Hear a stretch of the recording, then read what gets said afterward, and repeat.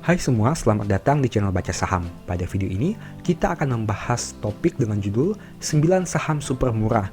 Semua saham-saham yang akan saya tampilkan semuanya punya PBV yang hanya 0,1 sampai 0,2 kali saja. Saham apakah itu? Tapi seperti biasa, semua pembahasan ini bukan rekomendasi dan hanya informasi. Ingat, kerugian kamu tanggung sendiri ya. Saham pertama adalah sahamnya Pak LKH, yaitu CFIN. Jika dilihat dari EPS-nya, laba tahun 2022 mengalami peningkatan dibanding tahun 2021. Pada tahun 2022, mereka membukukan laba sebanyak 75 miliar rupiah. Teman-teman bisa lihat di sini, saham ini punya PBV yang hanya 0,24 kali saja. Tapi dari sisi PER-nya sudah 11 kali. Di mana berarti harga di pasar diperdagangkan hanya 0,2 kali dibanding modal per lembarnya. Angka yang sangat rendah. Untuk rasio keuangannya, ROE-nya 2% dengan NPM 9% dan perusahaan punya DER 48%. Angka ROE dan NPM-nya tidak terlalu menarik dengan angka di bawah 10%, tapi untuk DER-nya bisa dikatakan masih wajar. Kemudian bagaimana dari sisi harga sahamnya? Perusahaan pernah diperdagangkan pada harga 466, tapi pernah juga turun hingga ke angka 150. Dan pada saat video ini dibuat, harganya berada di tengah-tengah harga 5 tahun terakhir. Saham kedua yang akan kita bahas adalah saham HDIT. Saham ini menghasilkan kenaikan laba di tahun 2022 meskipun tidak signifikan, karena di tahun 2021 mereka masih membukukan kerugian. Nah, pada tahun 2022 labanya berjumlah 295 juta rupiah. Valuasi PBV-nya hanya 0,2 kali saja, tapi PER-nya sudah sangat tinggi yaitu 204 kali. Hal itu karena pencapaian labanya belum sebanding dengan harga sahamnya. Untuk rasio keuangannya sendiri, perusahaan punya ROE dan NPM yang sangat kecil hanya 0, sekian, tapi mereka juga punya rasio DER yang sangat rendah yaitu hanya 4%, di mana berarti total hutangnya hanya 4% dari total ekuitasnya. Kemudian kita lihat harga sahamnya. Teman-teman bisa lihat bahwa saham ini dulunya pernah mencapai harga tertinggi sebanyak 795, tapi pernah juga turun hingga ke angka 50. Itu berarti PBV-nya menjadi sangat rendah karena harga sahamnya yang terus turun. Bahkan bisa dikatakan mendekati harga terendahnya dalam 1-3 tahun terakhir. Saham ketiga adalah BCIP. Saham ini juga berhasil membukukan laba yang meningkat di tahun 2022, di mana labanya berjumlah sekitar 20,2 miliar rupiah. PBV-nya hanya 0,22 kali saja, di mana dengan harga saham 71, saham ini punya modal sekitar 319. Dari sisi PER juga bisa dikatakan rendah dengan angka 3,7 kali. Bagaimana dari rasio keuangannya? ROE-nya 5% dengan NPM 23%, angka yang bisa dikatakan cukup baik meskipun tidak luar biasa. Tapi dari sisi debt to equity, saham ini punya DER yang sudah cukup tinggi di mana mendekati hampir 100%. Untuk pergerakan harga sahamnya dalam 5 tahun terakhir masih turun sekitar 39%, di mana pernah naik hingga 200, tapi pernah juga turun hingga ke gocap. Saham berikutnya adalah saham MDLN. Saham ini juga berhasil membukukan kenaikan laba di tahun 2022 jika dibandingkan tahun sebelumnya. Hingga Q3 2022, mereka punya net profit sebanyak 234 miliar rupiah.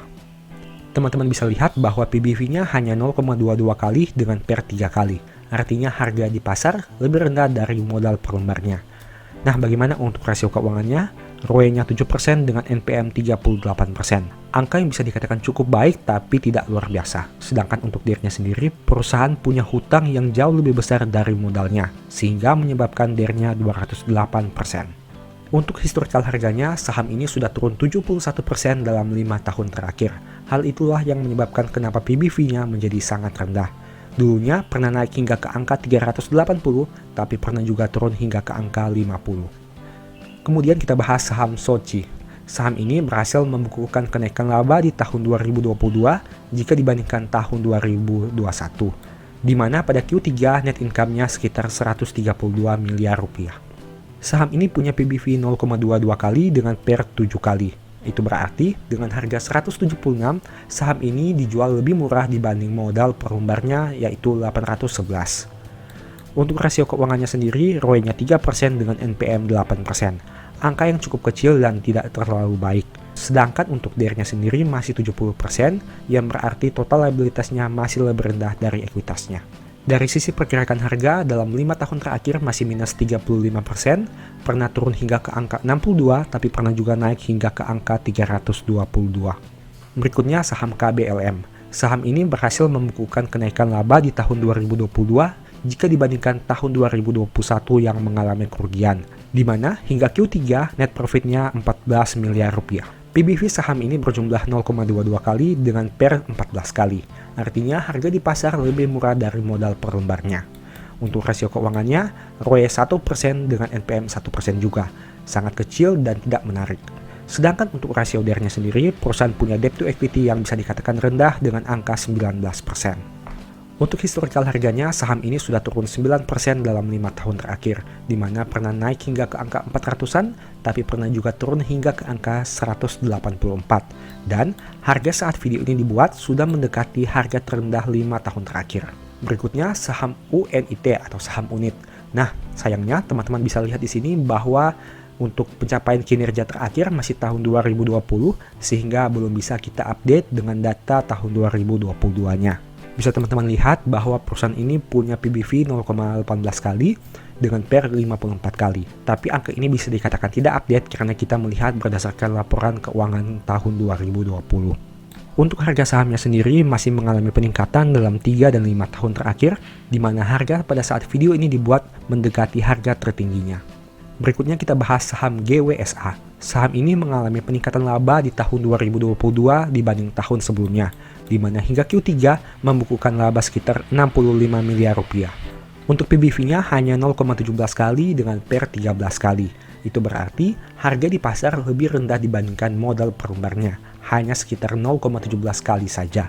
Tapi dari sisi PER sebenarnya perusahaan ini tidak murah lagi dengan angka 13 kali. Untuk rasio keuangannya, ROE-nya 1% dengan NPM 150%. Angka ini sangat jomplang sehingga teman-teman harus menganalisa laporan keuangan lebih mendalam sebelum mengambil keputusan. Untuk DER-nya sendiri hanya 10% yang berarti sangat rendah komposisi hutang jika dibandingkan modalnya. Dari sisi harga saham, perusahaan pernah naik hingga ke angka 250, tapi pernah juga turun hingga ke angka 69 rupiah. Dan saat video ini dibuat, harganya bisa dikatakan berada di titik tengah harga tertinggi dan terendah dalam 3-5 tahun terakhir. Saham berikutnya adalah PBRX. Saham ini juga mengalami peningkatan laba di tahun 2022 dengan total pencapaian sebanyak 196 miliar rupiah.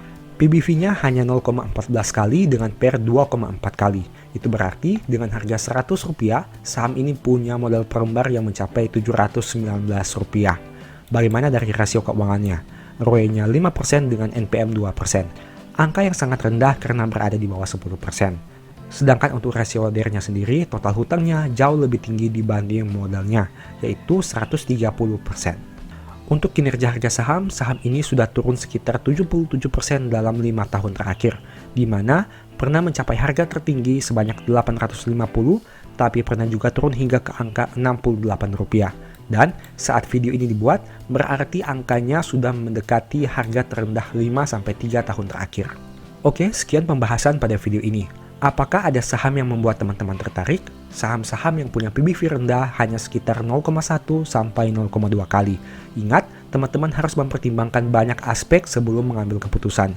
Jangan lihat hanya dari sisi PBV-nya saja, tapi teman-teman juga harus lihat banyak aspek, seperti kinerja keuangannya, manajemennya, historical dividennya, dan masih banyak lagi. Untuk itu, teman-teman harus menganalisa terlebih dahulu sebelum mengambil keputusan. Nah, apabila teman-teman tertarik untuk belajar analisa fundamental dan money management, bagaimana menganalisa saham yang tepat, dan tidak hanya melihat patokan dari PBV-nya saja, mungkin ebook The Stock Market ini bisa membantu, di mana saya menuliskan banyak pembahasan yang berkaitan dengan analisa fundamental dan money management. Untuk itu, bagi teman-teman yang tertarik membeli ebook ini, silahkan chat WA saja ke nomor yang tercantum berikut ini. Oke, sekian pembahasan pada video kali ini. Semoga ada informasi baru yang teman-teman dapatkan. Ingat, semua saham yang disebutkan bukan rekomendasi dan hanya informasi. Kerugian teman-teman tanggung sendiri ya. Semoga video ini memberikan manfaat dan thank you.